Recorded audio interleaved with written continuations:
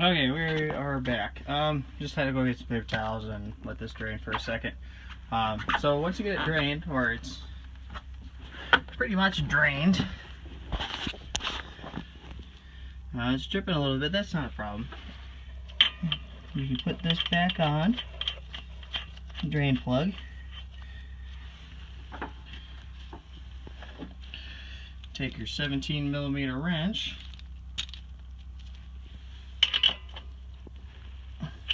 and give it a nice little tug, or tighten.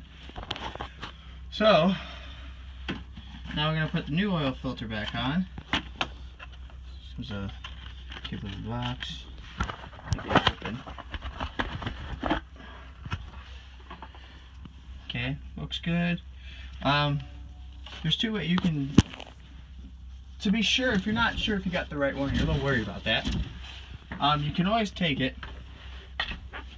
the old one, put it down. That's the old one right there. And if the gaskets line up, because sometimes different brands will be different sizes, but as long as the gaskets line up, you're good to go. So there's that. So what I always do is I take the old one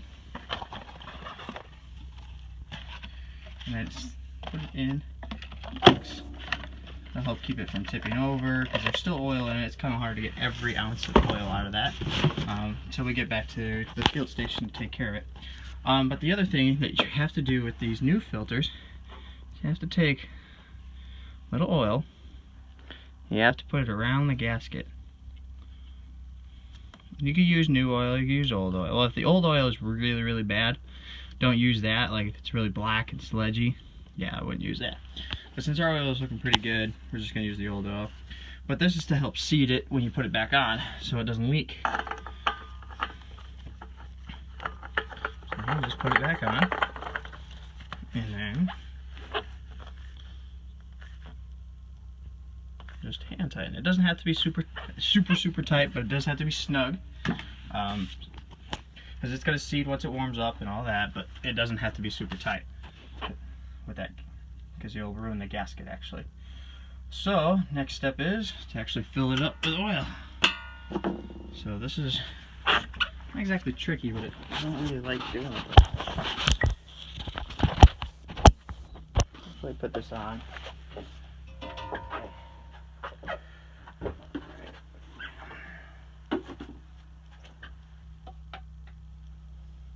Probably should clean this off. I know you're working on the Tundra, so carrying things around gets kind of dirty, grassy, buggy. Just try to clean whatever you can out. Try to minimize getting gunk in the motor, because that's usually where you'll start getting engine failure. It's because of just crap being in there. The conception is, yeah, it'll just burn it all up. No, not really. It'll just build up in there. There we go. That's up there. Now put this inside. Alright, looks good. Okay. So let's just take about 1.5 quarts. Now it doesn't specify. Oh, before I do that, get this old oil out of the way. It says it takes about 1.5 quarts. Now I don't know if that's with when you're doing the oil filter change or not, because the oil filter actually takes in oil and holds some of it. So when you fill this up and you measure it, it's actually going to drop once you start it, because that oil filter is going to hold some of that oil. It shouldn't drop too much, but if you're on the low end, and this does have a low oil sensor on it, so it'll just stop. It won't. This happened last time I did this.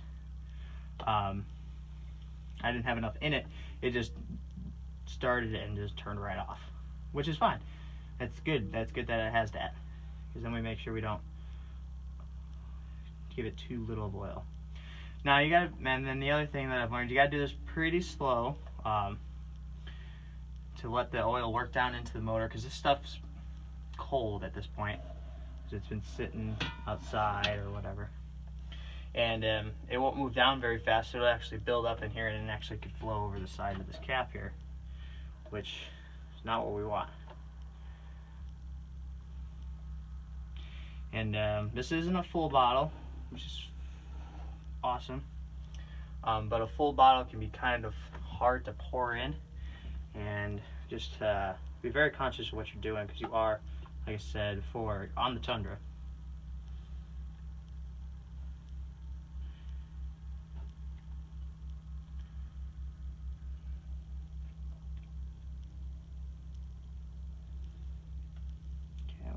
do a quick check of it. And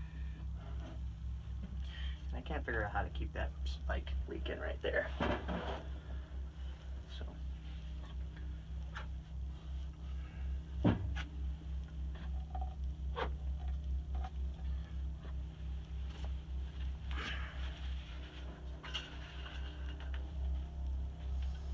So yeah, check it. We're gonna just do a rough check, even though we haven't started it, so this is not going to be accurate because the oil filter has no oil in it. And we are not even close yet. Just barely to the low marker, so we got to put quite a bit, or maybe we may have a little bit more than half of what we need in there, which is fine. And I guess I should state, we're using 10W30 because that works better with colder temperatures, I guess. More of a cold temperature oil versus on small engines you usually use straight 30, but that's like, you know, a lawnmower or a weed whacker, chainsaw, I guess a snowblower too, but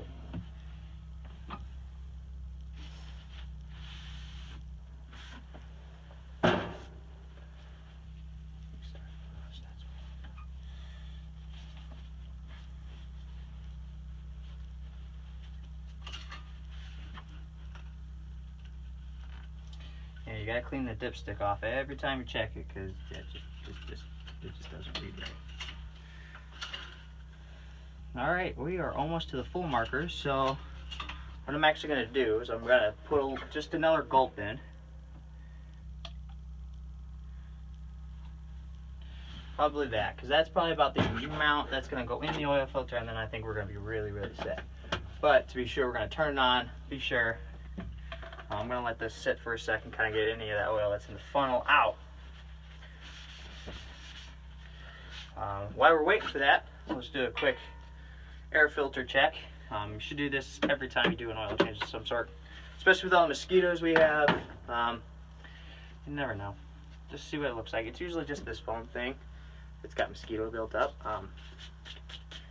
Just take that off. And that looks pretty good. I mean, it's not really a dusty environment up here. It's just mosquito-y. So pretty much everything that gets in here is just stops right by this foam filter. And probably at the end of the season, I'll probably wash it and then soak it in oil and then dry it, because that'll help preserve it and be set for next year then.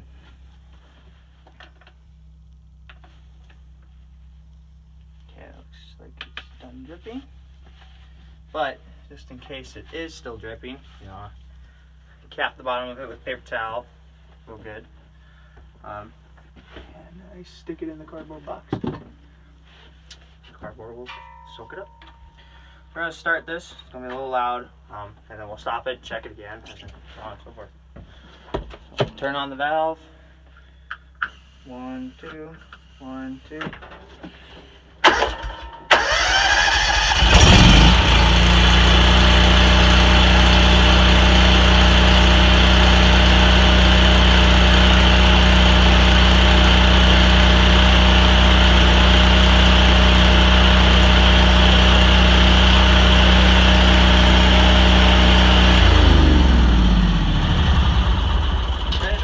Run for super long, 30 seconds to a minute. That's pretty good. We'll just check it again to make sure we've got a good read and we've got a good oil level. This thing's gonna be on for a couple days. Oh wow, it dropped that much, really?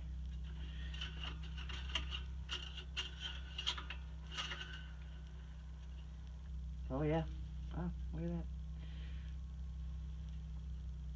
So it's a good thing I checked, because it is right at the bottom of the dipstick now. It was almost to the top when I checked it before we started it. So that, yeah, it's right at the bottom there. So, I'm going to put more oil in, and that's why you check. So even though I had this, it filled it all the way up to the top, the dipstick was reading high. I knew, because I did the oil filter, that I would have to put more in. Or, I didn't think I'd have to, I didn't think it was going to take that much, but hey, that's okay. Just do a couple gulps.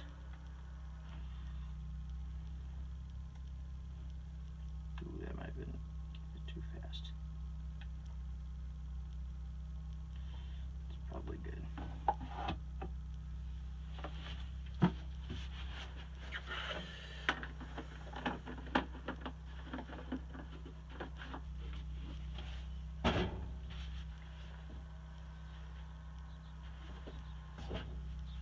Actually, this one is low enough now. You just go like this and let that drain back into there. I don't have to wait for it.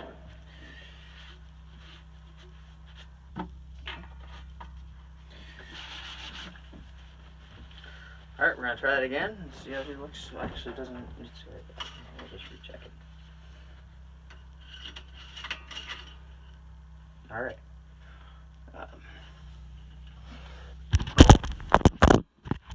So what we're going for here. Touch that screen with my finger. I did. Oh.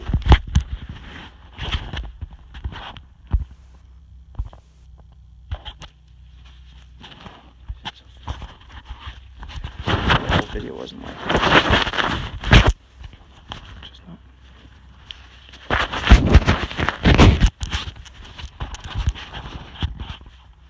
That's good enough for now. So you get, when you get the dipstick out, oop, it's maybe hard to see, but you got these two little holes.